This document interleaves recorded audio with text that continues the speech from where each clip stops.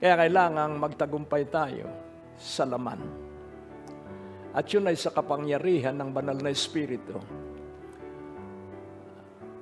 At wala pang ligligan, ngunit darating ang panahon, liligligin ng Diyos ang lupa, pati ang langit. Sino kaya ang tatagal? Ang mga nakapagtagumpay na sa laman. At ang manatiling tapat hanggang wakas ang siyang maliligtas. Ang kaligtasan po'y tuloy-tuloy pero marami po ang umuurong.